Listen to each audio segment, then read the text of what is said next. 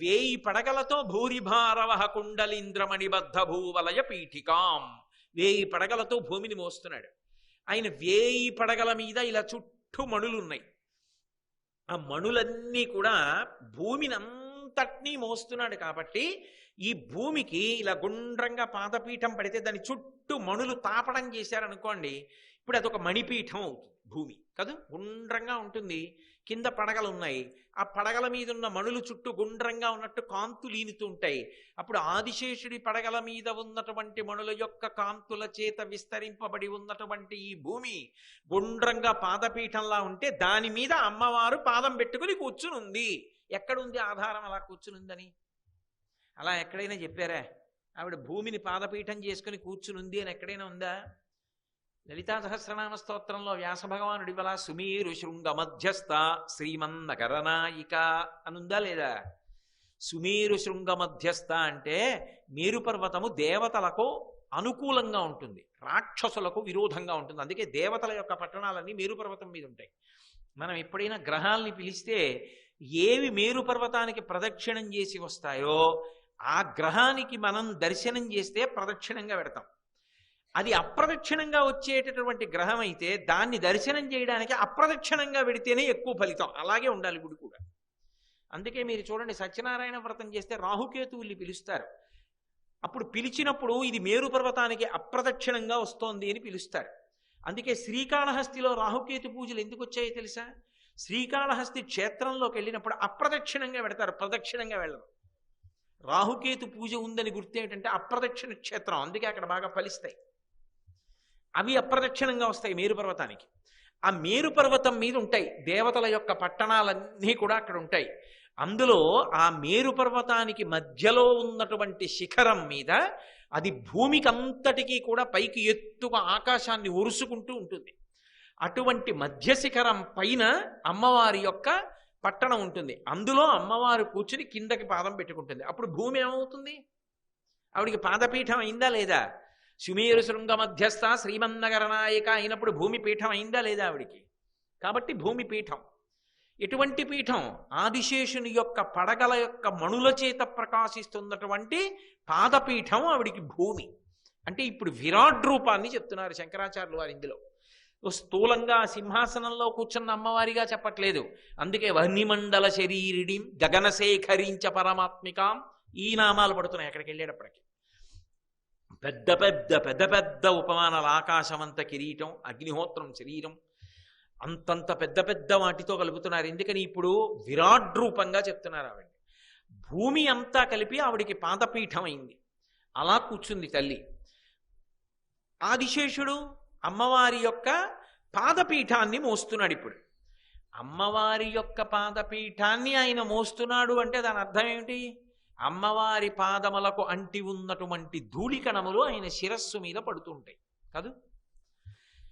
ఇప్పుడు మీరు ఒక్కటి గమనించండి, ఇలా ఆదిశేషుడు అమ్మవారి యొక్క పాదపీఠముగా ఉండి అమ్మవారి యొక్క పాదములకు అంటినటువంటి ధూళిని తల మీద వేసుకుంటాడు అని ఎక్కడైనా చెప్పబడి ఉన్నదా? మీరు ఒక్క విషయం గమనించాలి. మూక పంచశతిలో మూకశంకరులు పాదారవింద శతకంలో ఒక శ్లోకం చేశారు. అందులో ఆయన అన్నారు, మహాభాష్య వ్యాఖ్యా పటుచయన మారూపయతివా అన్నారు. అమ్మవారి యొక్క వైభవం చెప్తూ మహాభాష్య వ్యాఖ్యా పటుచయన మారూపయతివా, మహాభాష్య వ్యాఖ్య చేసినటువంటి వాని యొక్క మంచం మీద కూర్చోబెట్టగలదు, ఎక్కించగలదు. లోకంలో అనేక గ్రంథాలకు భాష్యం చేస్తారు, కానీ తనంత తానుగా మహాభాష్యము అన్న పేరు దేనికి ఉందంటే, పాణిని వ్యాకరణం చేశాడు. అష్టాధ్యాయి అంటారు. 8 అధ్యాయాలతో ఉన్నటువంటి అష్టాధ్యాయికి, ఆ పాణిని వ్యాకరణానికి పతంజలి మహాభాష్యం చేశాడు. పతంజలి చేసిన భాష్యానికి మహాభాష్యం అని పేరు. ఆ మహాభాష్యం దేనివల్ల చెయ్యగలిగాడు అంటే, అమ్మవారి పాదములకు అంటి ఉన్నటువంటి ధూళికణాన్ని తల మీద వేసుకుంటే ఆ శక్తి వచ్చింది. అందుకే భాష్యాలున్నాయి కానీ మహాభాష్యం అన్న పేరు లేదు లోకంలో. మహాభాష్యముని తనంత తానుగా పిలువబడేది ఒక్క పాణిని వ్యాకరణానికి, పతంజలి చేసిన భాష్యానికి. పాణిని వ్యాకరణం పరమశివుడి చేతిలో ఉన్నటువంటి ఢమరుకాన్ని మోగించినప్పుడు వచ్చినటువంటి మాహేశ్వర సూత్రములను ఆధారం చేసుకుని పాణిని వ్యాకరణ రచన చేశాడు. దానికి పతంజలి భాష్యం చేశాడు. ఆ భాష్యం మహాభాష్యమై. కాబట్టి ఆదిశేషుడు అమ్మవారు ఎప్పుడూ కూడా అమ్మవారు పరదేవతా స్వరూపంగా, ఆదిశేషుడు అమ్మవారి యొక్క అనుగ్రహాన్ని పొందినవాడిగా, విశేషమైన విభూతి పొందినవాడిగా నిలబడి ఉంటాడు. ఎందుకు ఆయన అలా పొందుతాడు అంటే ఆయనకి సత్యధర్మముల యందు ఉన్నటువంటి నిష్ఠ అటువంటిది. దీని గురించి ఎవరు అటువంటి నిష్ఠ పొంది ఉంటాడో వాడు ఆ స్థితిని పొందుతాడు. అందుకే ఆయనకి శేషుడు అనంతుడు అని 2 పేర్లు. శేషుడు అన్న మాటకు అర్థం ఏమిటంటే కల్పాంతమునందు నశించేటటువంటి వాడు కాడు, అందుకుని శేషుడు. 2, ఆయన శ్రీ మహావిష్ణువుకి శయనమై ఉంటాడు. ఆయన అనంతుడు అంటే అంతము లేనివాడు. ఇంత గొప్ప స్థితికి ఎలా వెళ్ళాడు అంటే సత్యధర్మముల యందు ఆయనకున్న నిష్ఠ. ఎక్కడ చెప్పారు ఆ విషయం? మహాభారతం ఆదిపర్వంలో ఉంది. నేను మీకు ఆదిపర్వం ప్రవచనం చేసినప్పుడు చెప్పాను. కద్రువ వినత వాళ్ళిద్దరూ కూడా అక్కా చెల్లెళ్ళు, కశ్యప ప్రజాపతి భార్యలు. కశ్యప ప్రజాపతిని అడిగారు, మాకు ఉత్తమ సంతానం కావాలని అడిగారు. కొన్ని వేల సంవత్సరములు ఆయనకి సేవ చేసిన తర్వాత ఆయన పుత్రకామేష్టి చేశాడు. మీ ఇద్దరికీ ఉత్తమమైన సంతానం కలుగుతుంది, ఎటువంటి సంతానం కావాలన్నాడు. కద్రు అంది, నాకు 1000 మంది సంతానం కావాలి, పొడుగ్గా ఉండేటటువంటి వాళ్ళు, ఉత్సాహవంతులు కావాలని. వినతని అడిగాడు, నీకెటువంటి పిల్లలు కావాలన్నాడు. కద్రుకి ఎటువంటి పిల్లలు పుడతారో దానికి రెట్టింపు శక్తి ఉన్న వాళ్ళు కావాలి, తేలిక. తథాస్తు. కద్రుకి కొన్ని సంవత్సరములు పోయిన తర్వాత కడుపులోంచి అండములు పైకొచ్చాయి, గ్రుడ్లు పైకొస్తే దాన్ని ఆవునీతి పాత్రలలో పెట్టి పెంచుతున్నారు. అందులోంచి క్రమంగా గ్రుడ్లు బద్దలై అందులోంచి పావులు పైకొచ్చాయి. అందులో మొట్టమొదట వచ్చినటువంటి వాడు ఆదిశేషుడు. ఆదిశేషుడు, వాసుకి, ఐరావతుడు వీళ్ళందరూ పుట్టారు అందులోంచి. కశ్యప ప్రజాపతి యొక్క సంతానం. బాధ కలిగింది వినతకి. కద్రువుకి పిల్లలు పుట్టేశారు, నా గుడ్లలోంచి ఇంకా సంతానం రాలేదని ఒక గుడ్డు బదలగొట్టింది. అందులోంచి నడుము కింద భాగం ఏర్పడిన వాడు, పై భాగం మాత్రమే ఏర్పడినటువంటి వాడు అనూరుడు పైకొచ్చాడు. పైకొచ్చి అమ్మకి శాపం ఇచ్చాడు, నువ్వు నా శరీరం ఏర్పడకుండా గుడ్డు బదలగొట్టావు కాబట్టి నువ్వు కొన్ని సంవత్సరములు దాస్యం చేస్తావు కద్రువకు అన్నాడు. తరువాతి కాలంలో ఆవిడ దాస్యం చేసింది. ఎందుకు చేసింది అంటే మీ అందరికీ తెలుసు. ఇంద్రుడి యొక్క తెల్లటి గుర్రం ఉచ్చైశ్రమం దూరంగా ఓ పర్వత శిఖరం మీద గడ్డి మేస్తోంది. వినత కద్రువ ఇద్దరు చూడ్డానికి వెళ్ళారు. మాత్సర్యంతో మొదలు మహాభారతం. అక్కడికి వెళ్ళి ఇద్దరు చూస్తున్నారు. కద్రు అంది, చూసావా గుర్రం అంతా తెల్లగా ఉన్నా తోక నల్లగా ఉంది. వినతంది, అక్క ఏ కన్నులతో చూస్తున్నావే, దానికి మచ్చలేదే, గుర్రం అంతా తెలుపంది. ఇప్పుడు చీకటి పడుతోంది, సరిగ్గా కనపడదు, రేపు ఉదయం వద్దాం. గుర్రం తోకకి నలుపు ఉంటే నువ్వు నాకు దాస్యం చెయ్యి, గుర్రం తోకకి నలుపు లేకపోతే నేను నీకు దాస్యం చేస్తాను. సరేనన్నారు, వెళ్ళిపోయారు. తెలుసు కద్రువకి లేదు తోకకి నలుపు అని. వెళ్ళి బిడ్డలందరినీ పిలిచింది. పావులు నల్లగా ఉంటాయి కదా, మీలో ఎవరైనా ఒకళ్ళు వెళ్ళి ఉచ్చైశ్రవం యొక్క తోకకి చుట్టుకోండి, అది తెల్లవారేటప్పటికీ నల్లగా కనపడాలి దాని తోకని. బిడ్డలందరూ తిరస్కరించారు. మేము చెయ్యం ఇటువంటి తప్పు పని. ఆమె కూడా తల్లి, మాకు పినతల్లి, తప్పు కదూ, ఇలా మోసం చేసి ఆవిడితో దాస్యం చేయించడం, మేము ఈ పని చెయ్యమన్నారు. ఆవిడంది, తల్లి మాట తిరస్కరించారు కాబట్టి రాబో కాలంలో జనమేజయుడు చేసేటటువంటి సర్పయాగంలో మీ అందరూ పడి నశించెదరుగాక. ఒక్క పిల్లాడు భయపడ్డాడు, కర్కోటకుడని. వాడు లేచి అన్నాడమ్మా నీ చుట్టుకుంటానని వెళ్ళి తోక్కి చుట్టుకున్నాడు. వినత చూసింది, తెల్లవారేటప్పటికి తోక నల్లగా కనపడింది. ఒప్పుకుంది, దాస్యం చేయడం మొదలెట్టింది.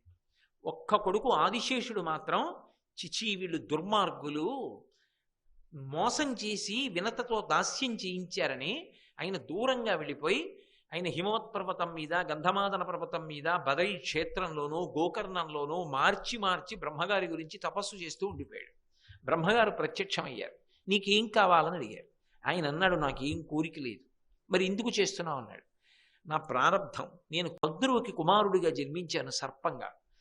నా తోబుట్టువులందరూ మోసం చేశారు మా పినతల్లిని, నాకు అది తలుచుకుంటే జుగుప్సగా ఉంది. పాపం ఆ పినతల్లితో దాస్యం చేయించారు. గరుత్మంతుడు ఆవిర్భవించి తల్లి దాస్యాన్ని పోగొట్టాడు. వాళ్లతో కలిసి ఉండడం నాకు ఇష్టం లేదు. నేను ఇలా తపస్సు చేసి చేసి తపస్సులో నా శరీరాన్ని వదిలిపెట్టేస్తాను, నాకు ఏ కోరిక లేదన్నాడు. బ్రహ్మగారు సంతోషించి అన్నారు, వాళ్లతో కలిసి పుట్టినా నువ్వు సత్యధర్మముల యందు ప్రీతితో నిలబడ్డావు. అందుకే ఎవ్వరికీ లేనటువంటి శక్తిని, ఎవ్వరికీ లేని అనుగ్రహాన్ని నీకు ఇస్తున్నాను. ఈ భూమి యొక్క బరువు అంతా నువ్వు మోస్తావు. 1000 పడగలతో ఈ భూమిని మొయ్యి, నీకు ఆ శక్తిని ఇస్తున్నానన్నాడు. అప్పటి నుంచి శేషుడు ఈ భూమి యొక్క భారాన్నంతటినీ భరిస్తున్నాడు. ఈ భూభారాన్ని భరిస్తుంటే ఆయన యొక్క పడగల యొక్క మణుల కాంతులు దానికి గుండ్రంగా చుట్టూ వెలుగుతుంటాయి. అందుకే రత్నసాను అని పేరు మేరుపర్వతానికి. మేరుపర్వతానికి కూడా రత్నాలు ఉంటాయి. దానికి అంచుల మీద రత్నాలుండి కాంతులు వస్తుంటాయి.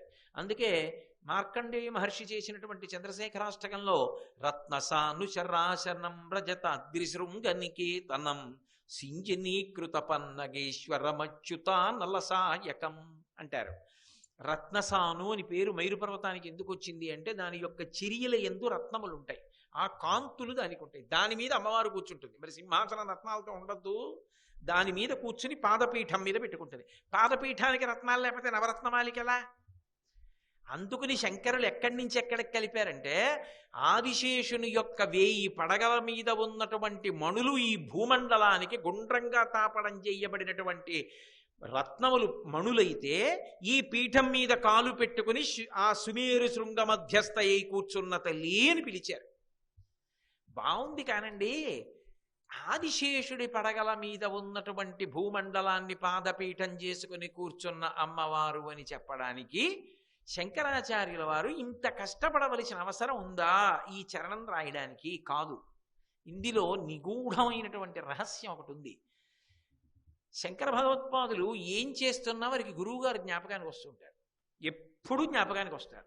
వెంటనే ఓసారి శ్రీ గురుభ్యో నమః అంటారు, గోవిందం పరమానందం అంటారు మధ్యలో వివేక చూడామణిలో. ఎందుకంటే గోవింద భగవత్పాదులు ఆయన గురువుగారు. ఎక్కడో అక్కడ గురువుగారిని తలుచుకుని మనసులో మురిసిపోతుంటారు, మా గురువుగారు అని ఆనందపడిపోతుంటారు. అది ఆయన గురుభక్తి. ఇక్కడ ఆయన శ్రీ గురుభ్యో నమః అంటున్నారు.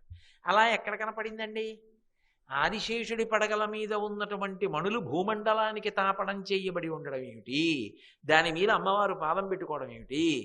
అందులో గురువు గారికి నమస్కారం ఉండడం ఏమిటి? ఎలా ఉంది అంటారేమో. ఒకానొకప్పుడు శ్రీ మహావిష్ణువు అజపతాండవ దర్శనం చేశారు. అజపతాండవము అంటే జపం ఉండదు, మంత్రం ఉండదు, అంగన్యాస కన్యాసాలు ఉండవు. అందులో ఏం చేస్తారంటే వెన్నుపావుని నిటారుగా పెట్టి భ్రూమధ్యమునందు దృష్టి పెట్టి ఊపిరి బాగా తీస్తారు. ఊపిరిని మెల్లగా విడిచిపెడతారు. మెల్లగా తీస్తారు, మెల్లగా విడిచిపెడతారు. హంస జపం అంటారు. ఆ ఊపిరి ఎక్కడి నుంచి వస్తోంది? ఊపిరి ఎక్కడ అయిపోతోంది? ఏ స్థానంలోంచి వచ్చి ఏ స్థానంలో పూర్తవుతోందో ఆ ఊపిరిని ఒక్కదాన్నే పరిశీలిస్తారు. అప్పుడు ఇంకా ఏ మంత్రము ఉండదు. ఏ మంత్రం లేకుండా తన ఊపిరి మీద తాను ధ్యానం చేస్తాడు. దాన్ని అజప తాండవము అని, అదేంటి అజప స్థితి అని అంటారు. అప్పుడు ఈ గుండెలో హంస కదులుతూ ఉంటుంది ఆ ఊపిరిలో. అప్పుడు ఆ ఊపిరి వచ్చి వెళ్ళడాన్ని ధ్యానం చేస్తారు. ఒకప్పుడు శ్రీ మహావిష్ణువు అలా చూస్తూ ఉంటే ఆయనకి ఆ ప్రారంభ స్థానమునందు పరమశివుని యొక్క తాండవం కనపడి ఆయన ఎంతో సంతోషపడిపోయి శివదర్శనం చేత ఆనందాన్ని పొందేశారు. పొందేస్తే రోమాంచితం అయిపోయింది, వెంట్రుకలు నిక్కపొడుచుకుపోయి అంత సంతోషపడిపోయి పొంగిపోతే ఆయన బరువెక్కారు. ఆదిశేషుడు మోస్తున్నాడు కదా, ఆయన అన్నాడు, స్వామి స్వామి ఎందుకు పొంగిపోతున్నారు? మీరు బరువుగా ఉన్నారు, పడగలు వంగుతున్నాయి. మరి శేషుడు పాన్పు కదా ఆయనకి, ఎందుకంటే అంత పొంగిపోతున్నారు అన్నాడు. నా గుండెల్లో అజపతాండవం చూశాను రా పరమశివుడిది అన్నాడు.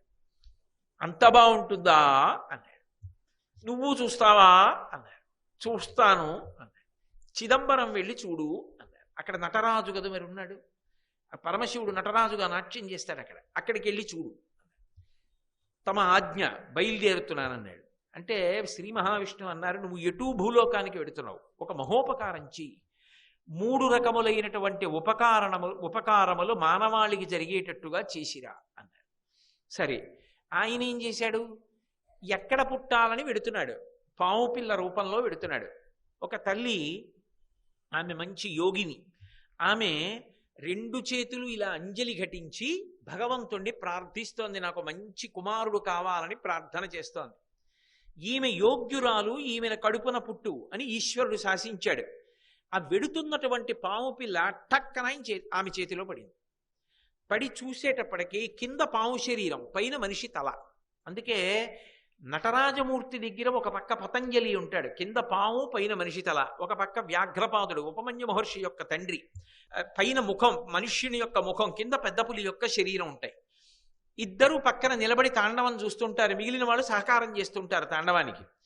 ఈ పతంజలి ఆమె చేతిలో పడ్డాడు. పత్ అంటే కింద పడ్డాం, అంజలి ఘటించినప్పుడు పడ్డాడు కాబట్టి పతంజలి అని పేరు పెట్టింది ఆవిడ. అటువంటి పతంజలి ఈ మానవాళికంతటికీ కూడా 3 మహోపకారాలు చేశాడు. ఏమిటవి అంటే, మనకి 3 ఉంటాయి పుణ్యం చేసుకోవడానికి: వాక్కు, కాయము, మనస్సు. వాక్కు అంటే మాట, మంచి మాట మాట్లాడవచ్చు, భగవన్నామం చెప్పవచ్చు, స్తోత్రం చెయ్యవచ్చు, దానివల్ల పుణ్యం. వాక్కు బాగుండడానికి ఆయన వ్యాకరణాన్ని ఇచ్చాడు, వ్యాకరణానికి భాష్యం ఇచ్చాడు, అదే మహాభాష్యం. ఆ మహాభాష్యం ఇవ్వడానికి పరదేవత యొక్క అనుగ్రహాన్ని పొందాడు. ఆవిడ పాదధూళిని తల మీద ధరించి మహాభాష్యం ఇచ్చాడు. అది మూకశంకరులు మూకపంచదశిలో చెప్పారు, మహాభాష్య వ్యాఖ్యాపటు శయనమారూపయతివా అని. కామాక్షి పరదేవత అనుగ్రహంతో పతంజలి మహాభాష్యం చేశాడు అని. కాబట్టి వాక్కుకి మొదటి ఉపకారం. 2 శరీరానికి ఉపకారం. ఎలా అంటే, ఆయుర్వేద గ్రంథాన్ని ఇచ్చాడు, చరక సంహిత అంటారు. చరకుడు అన్న పేరు మహానుభావుడు పతంజలిది. ఆత్రేయ సంహిత అంటారు, అత్రిగోత్రంలో పుట్టాడు, అత్రిపుత్రుడిగా వచ్చాడు, అందుకని ఆత్రేయ సంహిత. అబ్బో, ఆత్రేయ గోత్రంలో మహాపురుషులు పుడుతూ ఉంటారు. శంకర భగవత్పాదులు పుట్టారు, పతంజలి పుట్టాడు. అది కాబట్టి ఆ ఆత్రేయ సంహిత ఇచ్చాడు ఆయన. కాబట్టి శరీరానికి ఉపకారం చేశాడు, వ్యాధి రాకుండా కాపాడు. అలాగే 3వది మనస్సుకి యోగ సూత్రములను ఇచ్చాడు పతంజలి. యోగ సూత్రాలు మనస్సుని నిలబెట్టడం ఎలా అన్నది నేర్పాడు. మనస్సుకి, వాక్కుకి, కాయమునకు 3ంటికి ఉపకరించేటటువంటి గ్రంథములను ఇచ్చాడు. కాబట్టి పతంజలి 3 ఉపకరణములతో ఉండి పుణ్యాన్ని సంపాదించుకోగలిగిన మనుష్య జాతికంతటికి ఉపకారం చేశాడు. మహాభాష్యాన్ని తయారు చేశాడు. మరి శిష్యులకి చెప్పద్దు, శిష్యులకు చెప్పాలి. అందుకని శిష్యులకి చెప్పాలంటే ఒక్కొక్కడిని పిలిచి మహాభాష్యం అప్పటికి చెప్తాడు. ఆయనకి 1000 పడగలు ఉన్నాయి, ఆయన సహజంగా శేషుడు కదా. అందుకని ఆయన ఏం చేశాడు, అసలు వచ్చింది ఎందుకు, శివతాండవం చూడడానికి వచ్చాడు చిదంబరంలో. చిదంబరం వెళ్ళి పరమశివతాండవం చూశాడు. అందరూ వాద్యాలు మ్రోగిస్తున్నారు, పాటలు పాడుతున్నారు, ఆయన తాండవం చేస్తున్నాడు. విఘ్నేశ్వరుడు ఈయన వంక చూసి నవ్వాడు. ఎందుకు నవ్వుతున్నావు అన్నాడు.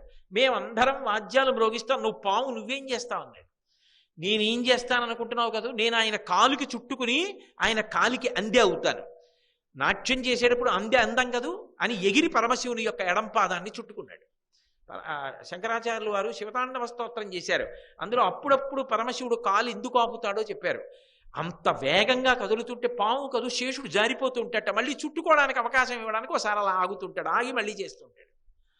అందుకని ఆయన చుట్టుకున్నాడు. చుట్టుకుని చిదంబరంలో తాండవం చూసి సంతోషించాడు. ఇప్పుడు మహాభాష్యం మరి చెప్పాలిగా శిష్యులకు, అప్పటితో పూర్తి అయిపోతుంది తను వచ్చిన పని. 1000 మంది శిష్యుల్ని పెట్టుకున్నాడు, తెరడ్డు పెట్టాడు శేషుడని తెలియకుండా ఉండడానికి. తను వెనక్కి కూర్చునేవాడు, రోజు పాఠం చెప్పేవాడు. తను తెర వెనకున్నాడుగా. గురువుగారు వ్యాకరణం కొంచెం వినేటప్పుడు ఏమిటంటే, అబ్బా ఏం వింటాను బాబోయ్ ఎంత కఠినంగా ఉందో అని అనిపించే అవకాశం ఉంటుంది. కొంచెం అర్థం చేసుకోవడానికి మనసు అక్కడే పెట్టవలసిన అవసరం ఉంటుంది కదా మరి. అందుకని ఎవరైనా పిల్లలు గబుక్కుని వెళ్ళిపోతారేమో బయటికని నాకు చెప్పకుండా ఎవరైనా కానీ వెళ్ళిపోతే పాఠం మధ్యలో వాడు బ్రహ్మరాక్షసుడు అవుతాడని ముందే శాపం పెట్టాడు. తెరకి అటు 1000 మంది కూర్చునేవారు, ఇటు ఈయన కూర్చుని 1000 పడగలతో పాఠం చెప్తుండేవాడు. అందులో ఓ శిష్యుడు గౌడదేశం నుంచి వచ్చాడు. వాడు మందమతి నాలాగా, వాడికి తొందరగా అర్థం కాదు. అబ్బాయి ఈ పాఠం ఏమిటో విసిగెత్తిపోతుంది బాబాయ్, నాకు అర్థం కావట్లేదు. ఆయన 1000 పడగలతో 1000 తలలు పెట్టి 1000 మందికి చెప్పేస్తుండేవాడు. గురువుగారు ఎటు మనని చూడటం లేదు, తెర వెనకాల ఉన్నారు కదా అని బయటికి వెళ్ళిపోయాడు. కాసేపు తిరిగి వద్దాంలే, పాఠం అయ్యే సమయానికి లోపలికి వచ్చి ఎదురుగుండా కూర్చుంటే విన్నాడు అనుకుంటాడు అని బయటికి వెళ్ళిపోయాడు. ఈయన పాఠం చెప్తున్నాడు. అందులో ఇంకో శిష్యుడు అత్యుత్సాహం ఉన్నవాడు. ఒక్క గురువుగారు 1000 మందికి పాఠం వాడికి ఎలా కావాలో వీడికి ఎలా కావాలో, వీడికి అనుమానం ఉందో వాడు వెనకబడ్డ వాడికి వెనక పాఠం, ముందు వాడికి ముందు పాఠం, ఎవరి సమర్థతని బట్టి వాళ్ళకి ఎలా చెప్పేస్తున్నారు ఒక్క గురువు గారు. ఏదో ఉంది తమాషా, చూడాలని తెరెత్తాడు. తెరెత్తేటప్పటికీ ఆదిశేషుడు ఉన్నాడు. ఆయన పడగలలోంచి వచ్చినటువంటి జ్వాలల చేత విషపు గాలికి ఈ 1000 మంది దగ్ధం అయిపోయారు. 1000 మందిని శేషుడు అనుకుంటున్నాడు. అయ్యయ్యయ్యయ్యో వీడెవరో తెరెత్తాడరా, వద్దని ముందే చెప్పాను, 1000 మంది దగ్ధం అయిపోయి బూది కుప్పలైపోయారు, ఈ మహాభాష్యం ఎప్పటికి చెప్తాను, ఎప్పటికి నా అవతారం పూర్తవుతుంది అని ఆలోచిస్తున్నాడు. ఈ గౌడుడు తిరిగి వచ్చాడు.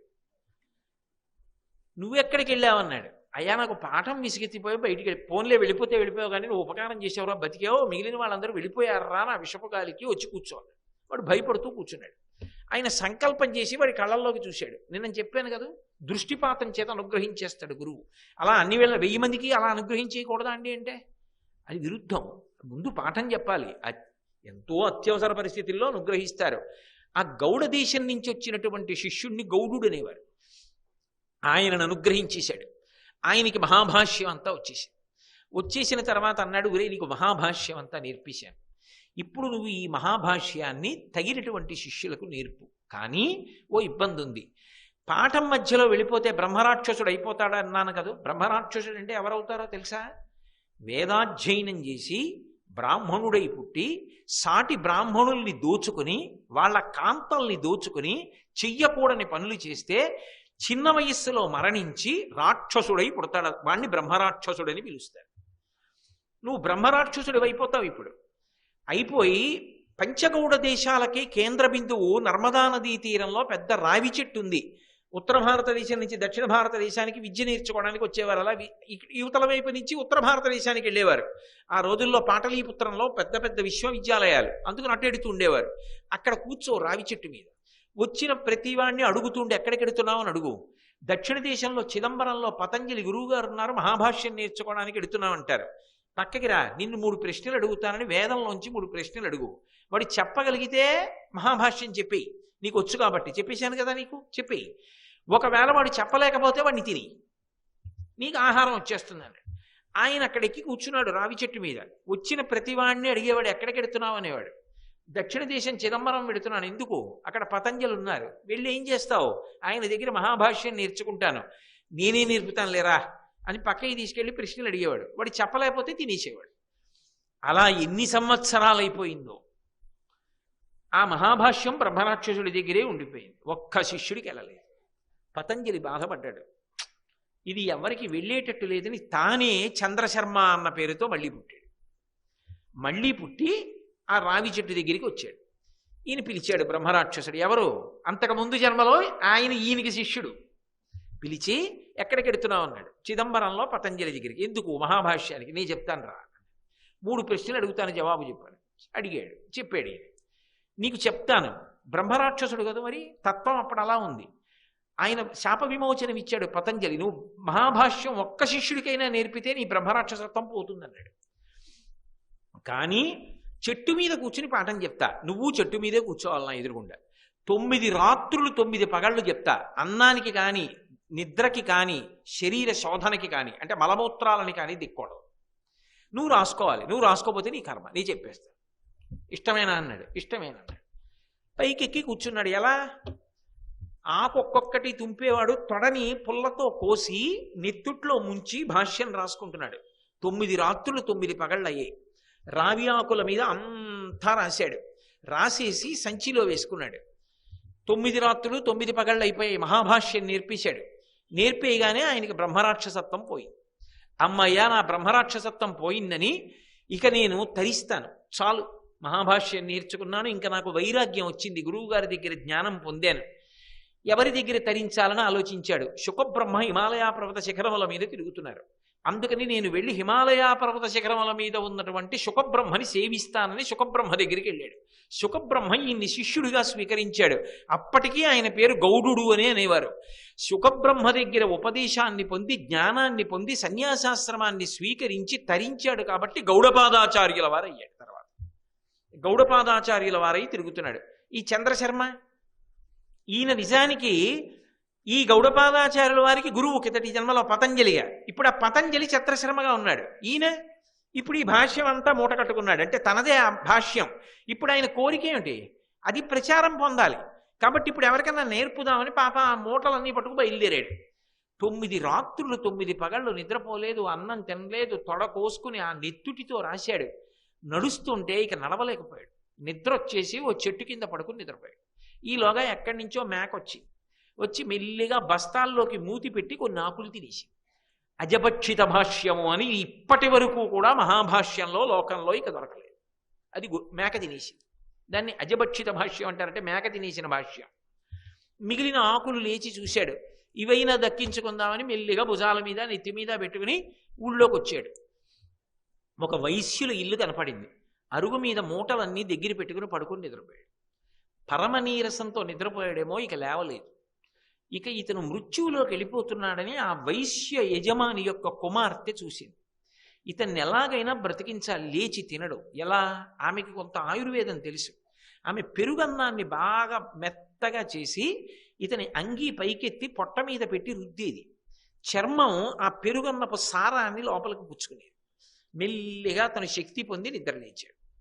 లేచి, అమ్మా నన్ను రక్షించావు, చాలా సంతోషం తల్లి, నేను బయలుదేరుతున్నాను అన్నాడు. సంతోషం తల్లి, నువ్వు బయలుదేరి వెళ్ళిపోవడానికి కాదు నిన్ను రక్షించింది.